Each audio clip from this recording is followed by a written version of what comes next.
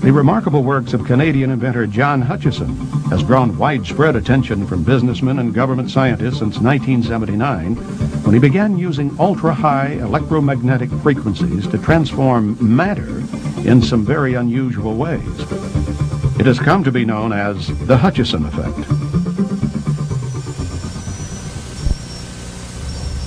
The objects you're seeing moving there is a form of levitation by translational movement, meaning that the objects become lighter and can float around. The heaviest being the barium cylinder that you see there with the two wires coming out of it. Tends to slide around on 7 pounds of its own weight. The physics of it is a self-resonation of what they call a ferromagnetic and piezoelectric barium type name through a power amplifier and broad and narrow bands of electrical energy going into this crystal. So the applications of this in advanced applications using free energy or zero-point energy to power it would be in propulsion technologies. This is a crystal converter unit that I made about a year ago to see if the principle worked, and indeed it seems to work to this day. The principles involve the Casimir effect and space charge type of barrier technology in semiconductors, and a jitter activity called zero-point energy that goes through time and space.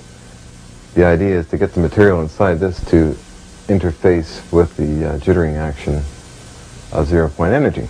And moving on to what they may look like inside, I actually bring out a piece here of this material, of common minerals and that, produced in a special way, and I take a reading here. And I should be getting a higher reading. I had a hot spot somewhere on here. I have here almost a half a volt, as you can see. As one can see, there's no batteries in this or anything else except just crystalline material with different configurations. And this is a steady state. It's always that, and has been tested up to a year's time and under stress tests also. So, which made me decide to then, of course, mount the same material in cylinders.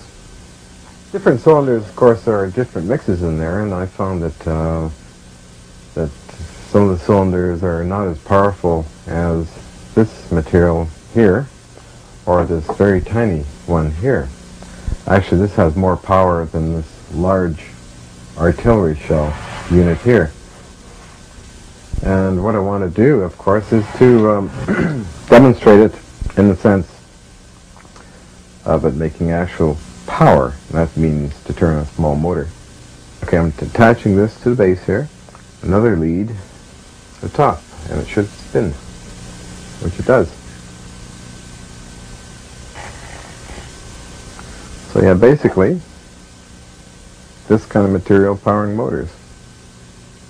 Of course, it's a very small motor at this time, but scaled up in larger amounts of material can power up to several horsepower if needed. Hutchison hopes his simple shake-and-bake method of producing these crystal energy converters will attract investors who can see the potential of permanent batteries which never need charging. Non-toxic, that will interface with zero-point energy in space and time. Hutchison's more dramatic experiments border on the paranormal and have generated more than just a passing interest from U.S. military research labs. We've had about 750 demonstrations of levitations, translational movements, metallurgical samples falling apart, changing into transmuted unknown metals.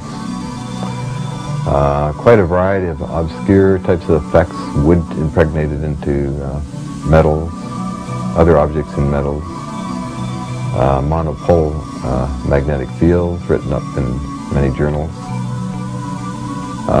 Quite a host, or a Pandora's box, of different types of effects on the outer edge of the scientific community. In this remarkable series of video clips shot by Hutchison, we see what happens when he fine-tunes the electromagnetic frequencies aimed at target objects in his garage.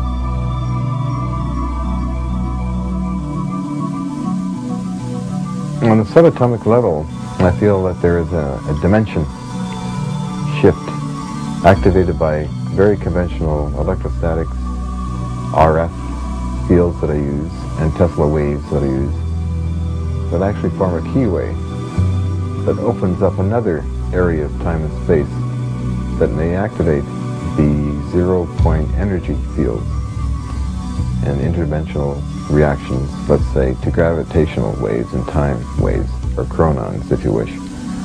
Perhaps we're dealing in chronons and gravitons, which are maybe particles, and somehow causing a distortion, which causes objects to simply break apart or pulsate in the center of stainless steel bars and fall apart, or to become weightless.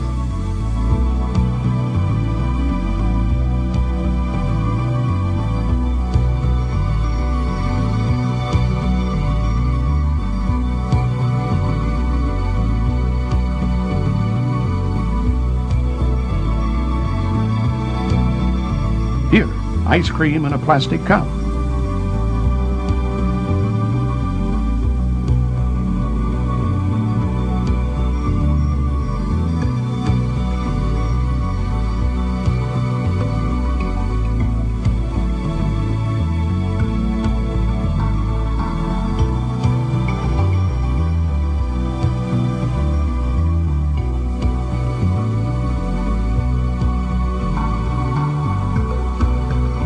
Finally, a 70-pound cannonball.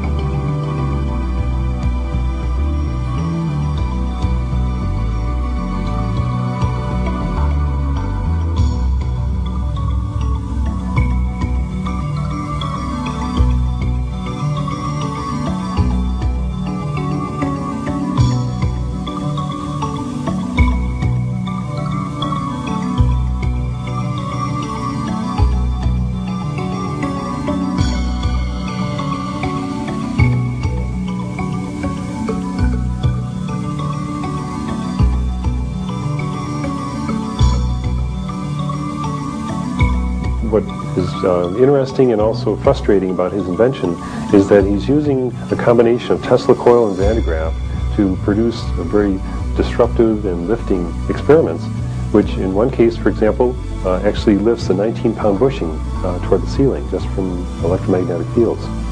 Now, when we analyze that, we find that there's position versus time graph that we can plot, and also the velocity versus time. But when we actually analyze the acceleration versus time, it's an increasing straight line.